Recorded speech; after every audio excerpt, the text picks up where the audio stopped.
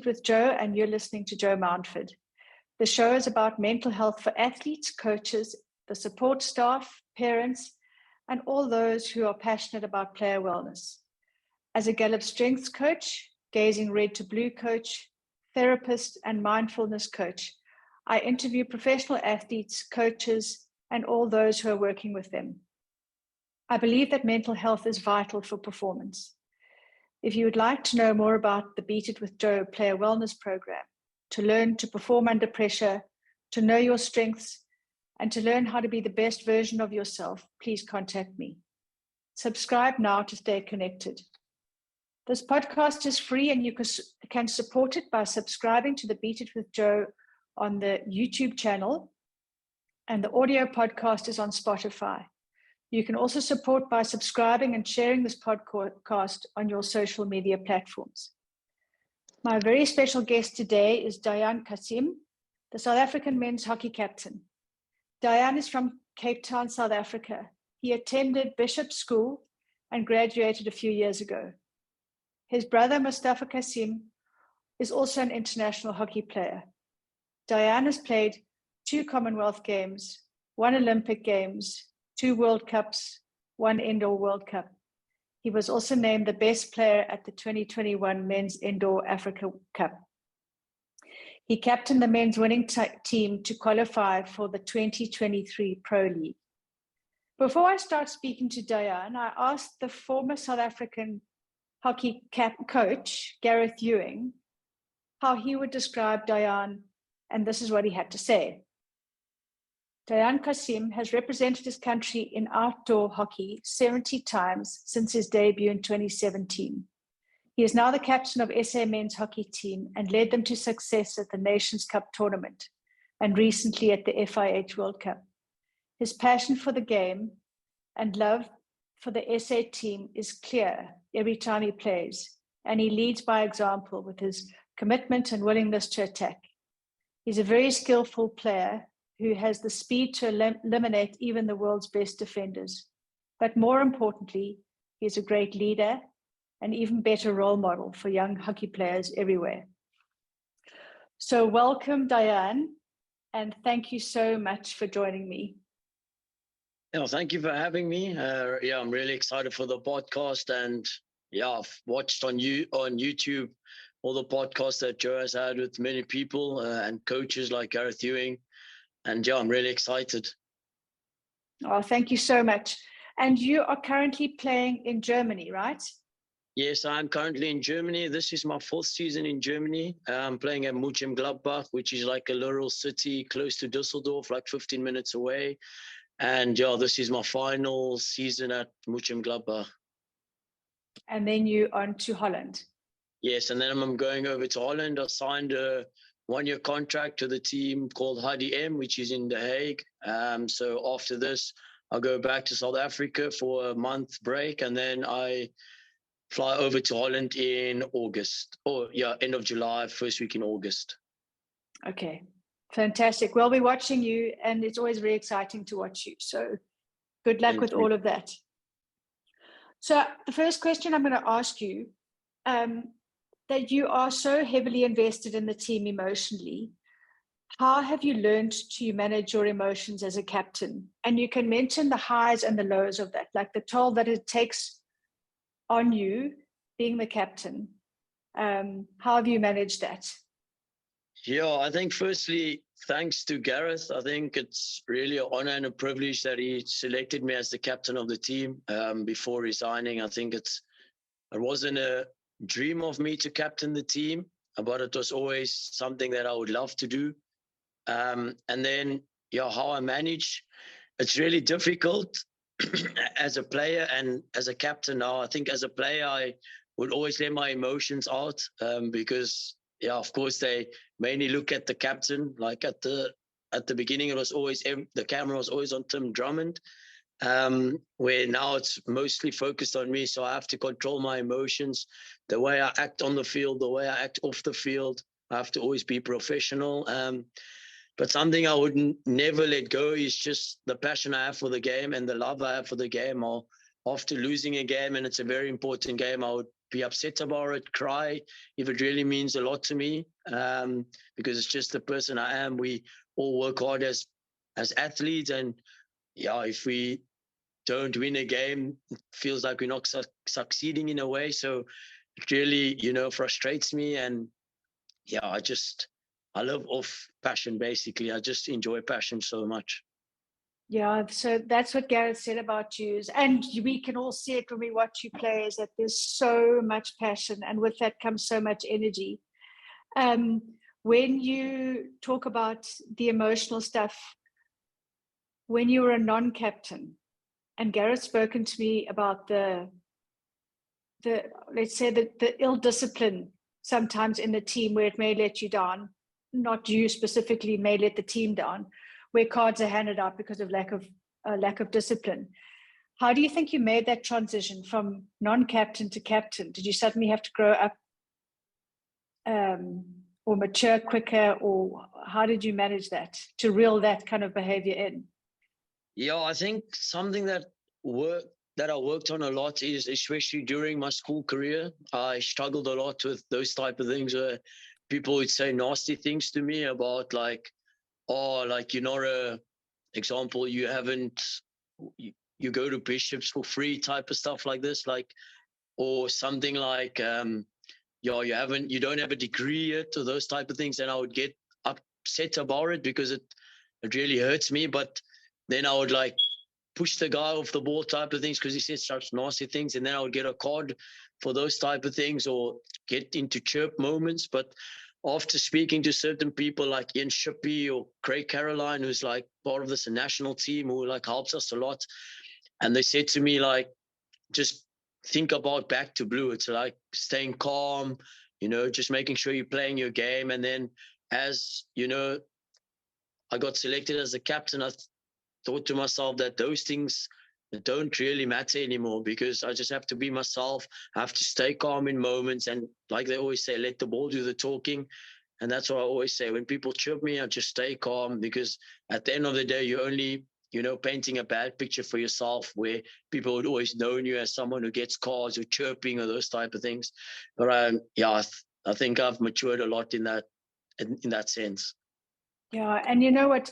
I've got another athlete that I'm working with where people are also like unkind to her and say horrible things.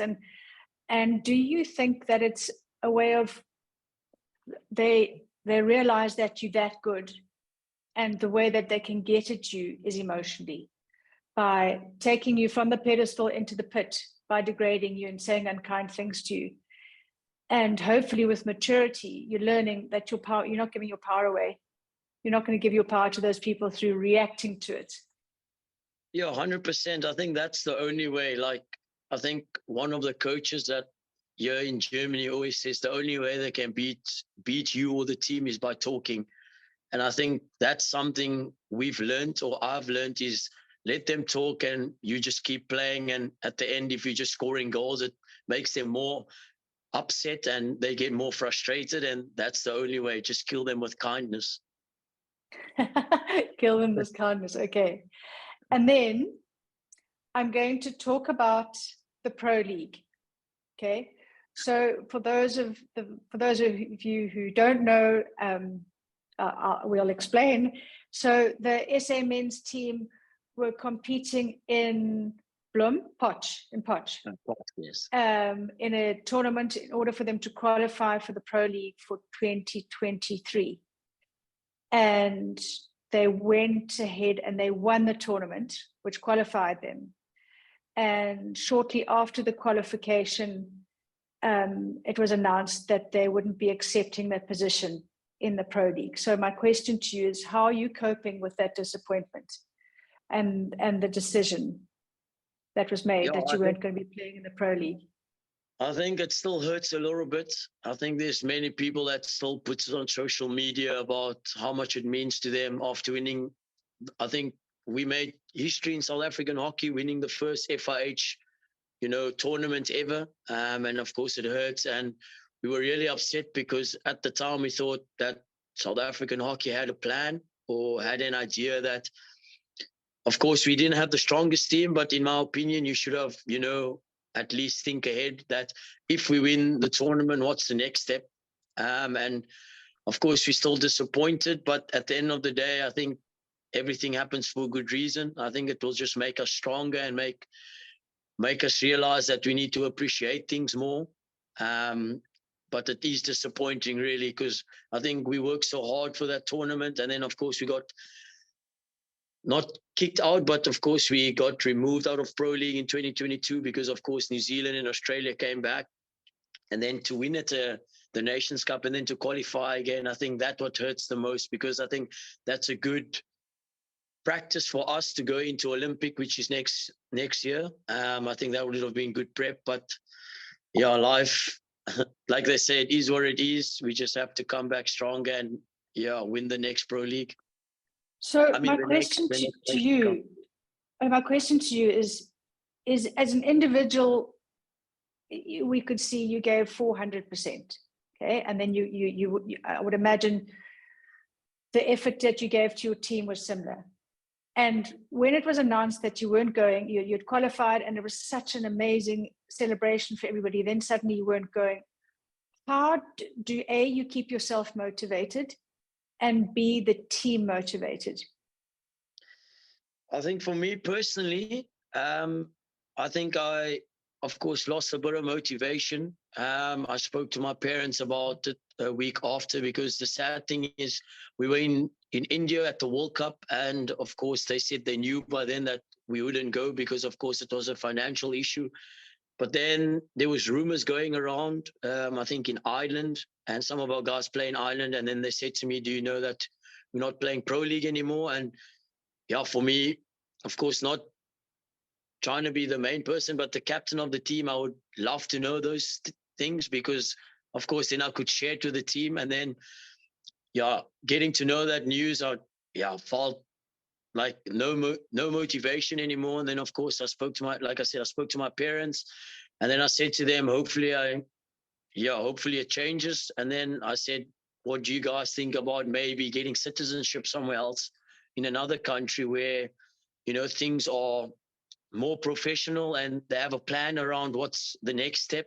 And then they said, you could do that, but then deep inside I have so much love and passion for South Africa that I said maybe it's not a good idea that I do that. And then for the team, it was really difficult. I think some people they don't want to play anymore because they lost motivation. They're more focused on the club teams, if they're overseas or their work, because they feel like we're not moving forward in the right direction, if that makes sense. It does make sense, because I think as professionals, you would set goals. And when you're playing for South Africa, you're not earning anything, actually looking for sponsorship in order to pay for your tournaments. So it's a struggle number one, financially. And then when you've set your goals and then you've achieved what you were set out to achieve, and then you're not supported, it's very hard to stay motivated and to stay enthusiastic. So I totally understand that. How is the team now thinking of the Olympics? Are you still able to kind of get them enthusiastic and to get them motivated and to, getting them to complete the tasks that, your fitness tasks and your buy-in and your all that? Are you still able to do that? I think at the moment not. Of course, the coach just got announced the other day, Cheslin Gee, and of course there's lots of things that are changing regards to assistant coach, those type of things. So it's really difficult because of course the guys are asking questions about what is the plan, do SA Hockey have money, what is the right direction we're going into. So it's really difficult, but I think the guys are always motivated for Olympic year. As you could see in 2021, when we played the Olympics in Japan, I think I think it's always a massive year or tournament where people just give everything. It's amazing how sport works. Where, say, example, we're playing a local IPT. Of course, I'm not saying people don't, but it's not such a big thing as like Olympics or Commonwealth Games. So I'm sure the guys will be motivated when it comes closer to the time. But for now, it looks like the guys are just going through the motion, trying to stay fit now and then, and just play at their club teams where they are. Club levels. Okay. Yeah, club levels. No, fair enough. Okay, so the team has been on such a high since 2019. What are you hoping to achieve with the group as the captain, looking forward to Paris? So, I mean, as a captain, you've got a goal for the Olympics. And knowing the team that you've had, let's put aside the disappointments of the financial contribution. What are your dreams for Paris 2024? Yeah, so of course, the dream is just, of course, take every game at a time. But the amazing thing would be to make the quarterfinals. I think the last time we played, we lost out on the quarterfinal. Of course, we beat Germany, which was really cool. But yeah, the team goal for me is to make quarterfinals. And then, yeah, like they say, anything can happen from there. Okay. Yeah, I think that's a realistic goal, isn't it? Yeah, 100%. I think everyone, it's weird because Garreth also spoke to us about it, how teams are actually doing video on us now. We're back in the days when they say, oh, we're playing South Africa. It's like, oh, we're winning 10-0 example. But now we, like you said, from 2019, there's been a big improvement. And of course, credits to Garreth and the rest of the guys that have put in the hard work. And you can see it's working. So, yeah, I think that's quite a cool goal for the team for Paris. Yeah, that's a great goal. Okay, so now I'm going to ask you, when the team was being coached by Garreth, you spent a lot of time building trust through vulnerability and sharing individual stories. What was the impact on you personally, and what do you think is important for the team in the cultural space? Yeah, I think those ideas that Garreth brought in, where you speak about your life and stuff, it works a lot, because you in a team environment, especially in South African hockey, we don't spend a lot of time together, so we don't know what's happening in someone else's life. But the idea that Garreth brought in was amazing, because we're getting to learn what someone else is doing, how their family is, their background, and I think that's good for a culture in a team, because we need to know each other's business in a way, because it just brings more motivation. And with the struggles that, of course, in South Africa, you struggle a lot as a person. Nothing is really easy. And if, example, I know what my brother's background is, it even makes me more motivated and wants me to give more for the team and to bring South Africa back to life and make sure that hockey in South Africa stays where, just goes higher in the rankings or gets back onto the map. And then I think we always forget this. We're humans before hockey players. I think that's the most important thing. We always think we were born a hockey player. No, you were born a human. So knowing those things and where we can help out when someone's going through a difficult time, it helps a lot. And like I said, it's good for culture. I think that's so true. And I think if it's the coach or the player or the captain, that you can create a safe space for someone to feel vulnerable. That if they just had the safe space that they could share something with you, it helps, as I say, clear the decks, and clear your mind so that you can be the best version of yourself on the field. That they know that they've got someone that they can say, listen, this is what's happening back home, and I'm really taking strain, but I'm going to give my 100%, the best 100% that I can give. It allows you as the captain or the teammates not to get all on the same emotional wagon, but just to understand. And I think, and this is what Garreth and I have spoken about before, is that if you are able to communicate on the same wavelength through understanding each other's strengths, through understanding each other's vulnerabilities, there's just it's one less obstacle to have to get over in heading for the goal that you're trying to achieve. What did you learn about the other players, without sharing anything confidential? What did you learn about other players that you didn't know that helped you, helped you understand something about them, or helped so that the team could be the best team that you could be? I think for me, some things is like how everyone comes from a different background. I think that's really cool that I learned, is that, say, example, in Belgium or in Germany, I'm not saying it's in South Africa like that, but they privileged in a way, where they get everything given to them. Where in South Africa, different backgrounds, people come from different places. It's like, how would they say it? It's like, I'll always forget this word, but it's something that we always use as like a thing in our team that I don't know, but I'll get to the word at some point. But it's just really amazing to see the different backgrounds and where people come from, and how people live their different lives.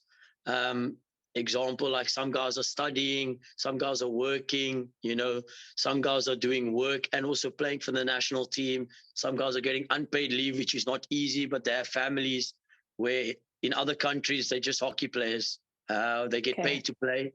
Those type of things. So it's emotional, getting to know some stories. I wish I could share it, but of course I need permission from the other guys.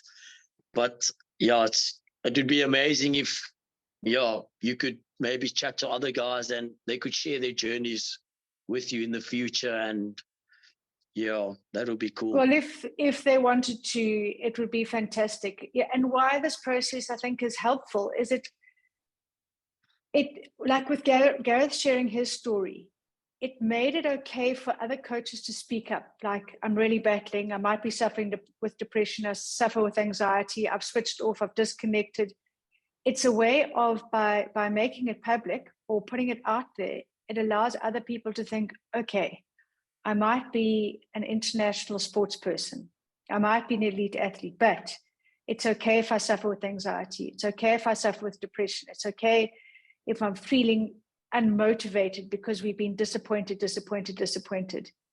And therefore, there are other people I can talk to share the feeling. And 100%. To like normalize it, let's say normalize it. Yeah. Okay, so then how do you feel mentally now that you're the captain of this team after 2 major tournaments? And how does it impact on your performance? You shared with me off recording about, or was it at the Nations Cup where you took huge strain emotionally? Would you like to share that? Yeah, so of course, as I said to you before, the Nations Cup, of course, before that, getting selected as a captain by Garreth, I didn't know where I was at the time. It was amazing, but it also was emotional for me. And then, we had the Nations Cup to qualify for Pro League, which was also a massive tournament because, of course, we were in the Pro League and now you want to do well for the country and stuff like that. And then, of course, we did well. And that was emotional because, of course, me being the first I think being the first captain in the national or in South African hockey to win a major tournament was really cool. But at the end of the day, without the team or the guys that supported me, my family and those things, it wouldn't have been so amazing. And then moving on to the World Cup, it wasn't the best for us. Of course, we could have done better. And that was really emotional where, it's weird how sport works, where if you do well, everyone's together. And then, of course, if you don't do well, how, I'm not saying it happened, but it's just like how everyone goes on to their own, their own ways, and how everyone is just, emotional in a way where we were like, we just won Nations Cup. We celebrated and then not doing so well. Then, we struggle a little bit, but and then after that, and just wanted to ask you, how do men or how do the men that you were playing with, how do they respond to disappointment? Is it anger? Is it rage? What is it? Isolation? Yeah, I think that's the thing. It was just isolation. And then, of course, it's difficult as a captain to speak to, when they're feeling emotional because you don't know what the response would be. So the best thing is just give them space, let them deal with it in their own way. And then afterwards have like a team time type of thing where everyone just speaks about how they're feeling and what their ideas are. And then, moving on, I went to the Indoor World Cup. Before that, I said to you, I had a breakdown. I just cried because, I haven't been in the situation, doing well to not doing so well. And everything, it's crazy how Okay, so when you just do stop there. I just want you to explain what that breakdown felt like. So you had a good cry. What was the feeling? Was the pressure too much? Was it too many what, emotions? yeah, Highs, just lows, too much expectations? too much emotions because yeah, like I said, doing well into not doing so well, you get really, you feel like you're on your own now. Everything, all the pressure goes to you because at the start you're a good captain when you win something, and then all of a sudden you're not such a good captain. And of course, that's sport; it's the reality. And yeah, I just had so many bad dreams about, yeah, what if I'm not get selected again as the captain moving forward, or how will the guys respond to me now, moving forward, or Okay. yeah, I was just really emotional. I Like a cried real trauma nonstop. response. That's a real trauma response to that. And Exactly. when you say you've gone from a great captain to not such a great captain, is that your interpretation of that, or is that what the media was saying to you, or is that what your players were saying to you? Where were you getting that feedback? Yeah, it's just on myself. I think I'm so hard on myself. Yeah, nothing Okay. to anyone. They didn't say anything bad. It was just how I think. Okay. And of course, it's not a good thing, but like I said, you're human. You always think bad first, sometimes in a way. Yeah, if that Okay. makes sense. Yeah, so that's just that irrational panic thinking. So you Exactly. had a good cry and you had a wheels off and you phoned home and then what did you do? Yeah, and then of course we had another opportunity to play the Indoor World Cup, which is amazing because you go from one tournament to the next. Of course, blessed in a way. And then yeah, I just enjoyed my hockey again. Of course, winning, it's really cool. And you were made what, player of the tournament? What were you made? Best. No, my brother was player of the tournament Oh, was for the he? World Cup. Yes, he was for the Indoor World Cup. He was junior player of the tournament. But the nice thing for me was just scored goals, connected. The vibe was different, especially when you're doing well. But also when we weren't doing well, the guys still stuck together because it was in South Africa, the Indoor World Cup. So it was also really amazing to play in front of a home crowd. My parents were there, loved ones were there. So yeah, it was just different.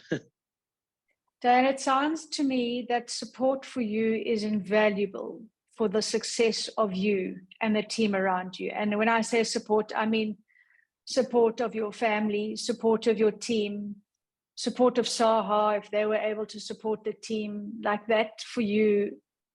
Everything you're saying to me, it sounds like that's really vital for you. For you to be the best captain, to be the best player, support and is vital. Yeah. Yeah, 100%. I think me as a player or as a person, I love everyone to work together as one. You can't do it on your own. If you think you are, then yeah, I don't know what's wrong with you, to be honest, unless you're playing an individual sport. But for me, I love support structure around me. I love everyone to be on the same page. We're working all together as one team because at the end of the day, we all have one dream or one goal in place.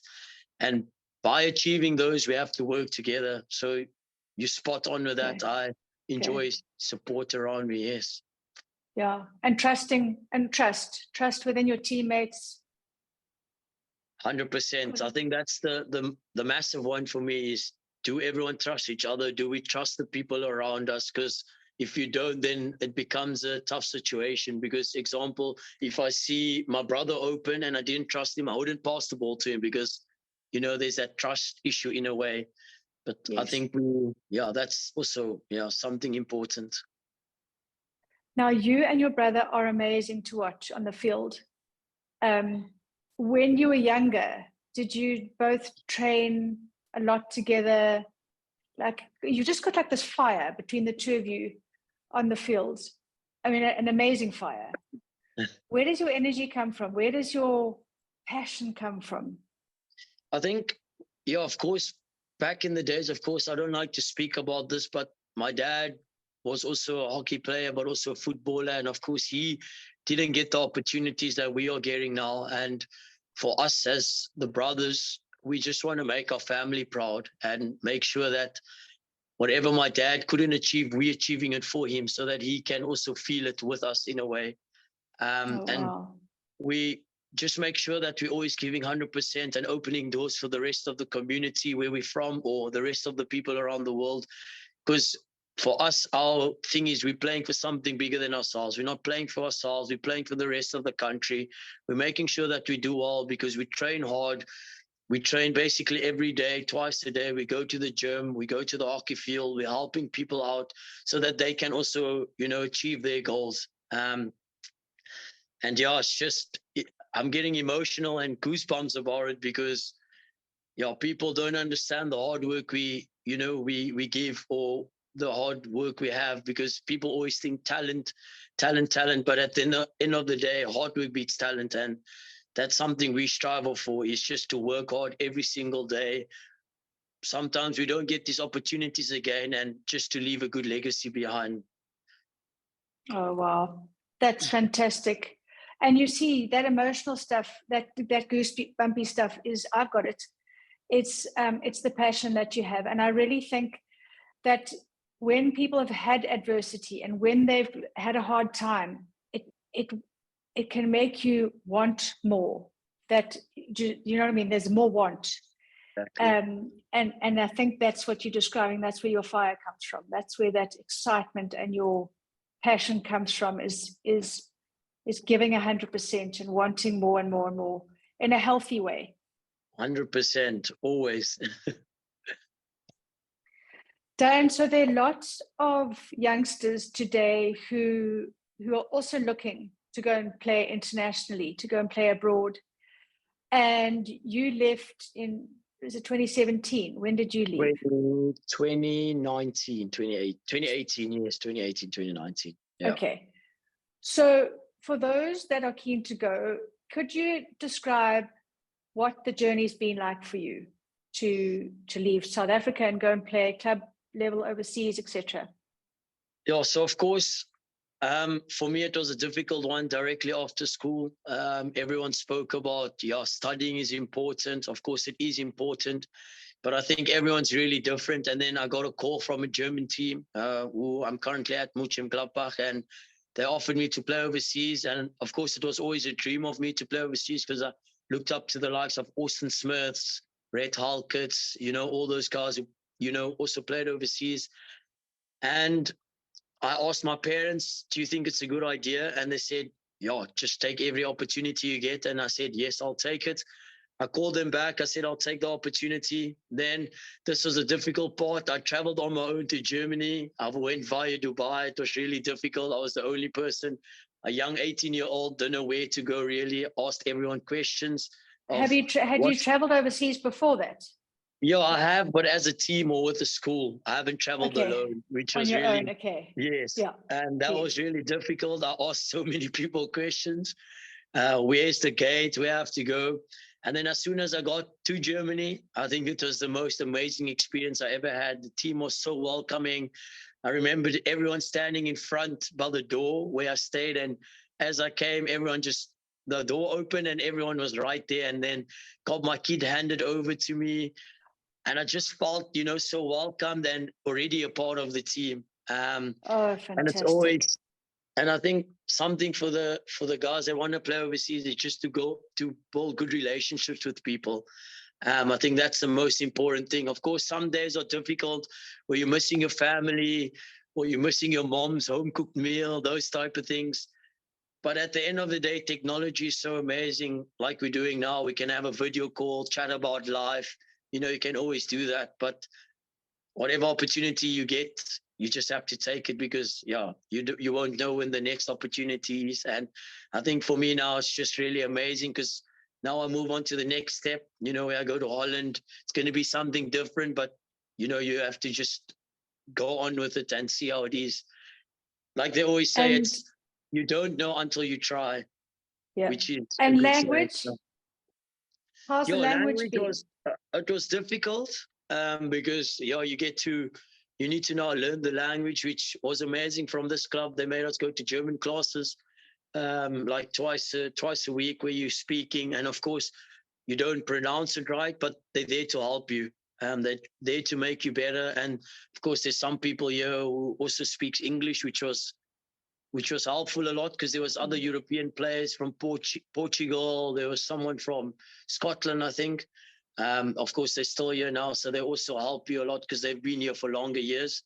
And that's the thing I say, you have to build good relationships, and yeah, it's difficult, but you have to deal with it. Yeah, because I mean, communication on the field is absolutely vital. What language do they speak on the field? Yeah, so some guys speak English, and some guys, speak German, but the German terms for like hockey, it's really easy. So you get to learn it. And yeah, if you're only learning hockey terms, then it's easy because when the coach is drawing on the board, you understand because they do it in South Africa and they do it in Germany. It's the same thing. But yeah, they speak mostly German, but they tell you before, if we say this, just do that. So yeah, they help you a lot in that way. Okay. And so other things you needed to adapt to was the food? Yeah, 100%. All of a sudden you're cooking for yourself. You have to, do grocery shopping for yourself. But the nice thing is, I don't know if people know, but we have 5 other South Africans that are here with me. Of course, the club offered them. They asked me if they could play overseas, and I asked the club, and the club said yes. So we have Andrew Hobson, who's from Cape Town. We have Mauric Maddox, who's from Kimberley. We had Tevin Koch, who was with us, but of course he moved to Ireland now. And then Nick White, who's currently in Durban at the moment doing his studies. And then, of course, my brother. Is your brother with you? I was going to ask you, is your brother with you? Yes, we're all staying in one house at the moment, which is really nice. So someday someone cooks, then the next day we have to clean the house together, which is weird because hockey players, we just leave everything. But yeah, now we have to, we have to do it because it's part of the Germany. And where do the shin pads live? Yeah, it has to be outside in the yard. Okay, that's perfect. Thank you so much. I think for many people, they don't realize what being a professional hockey player looks like, right? So in South Africa, you go to practice in the evening after work or after school, What does being a professional hockey player in Germany look like? What does your day look like? The day in the life of? Yeah, so I'll speak about what happened this weekend. So we played a double header. We traveled like 3 hours away to play a 1 hour game.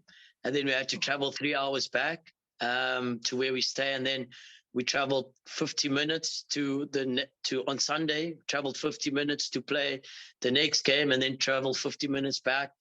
And then because we played a double header, the Monday morning, they put a message on the group who's ready for early training from 5:30 until 7.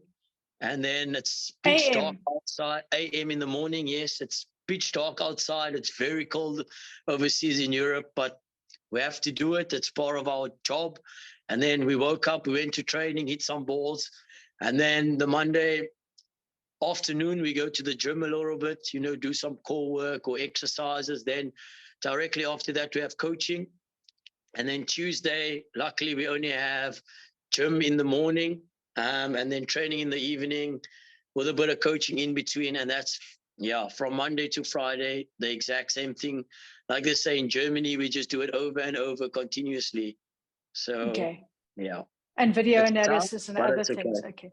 Exactly. Yeah, we do video as well on a Thursday as a team just to see what the other guys do. But we also do like on our own to see what we can improve on and where we can get better. Okay. Yes. All right. Thank you so much for sharing your experiences with me and with everybody else. And I so look forward to doing the Red to Blue training with you. 100%. I'm excited. Yeah, you'll be such a great ambassador, and it'll really help with those moments that you talk about when the pressure's on, like how can I handle that as an individual? And then how can I handle that as a team? So thank you for your time, and I really appreciate that. Yeah, thank you so much for your time. And then maybe I could give some advice to the guys guys, if you're feeling down, have a chat to Jo. I think it's really amazing. Of course, I haven't met her before, but this was the first time I've met her online, and she really helps you. I had a chat to her before this before the recording happened, and it's just amazing how she can help you. So guys, feel free to chat to her, and yeah, I'm really excited to join the journey with you, and hopefully we can keep things going into the future. Yeah, Thank me you so too. much. Thank you so much. Thank you. Thank you for joining us. The Beat It with Joe podcast is for general information purposes only and does not constitute the practice of psychology, psychiatry, dietetics, or other health professional. If you would like to know more about the Beat It with Joe Player Wellness Program, please email me at the link above.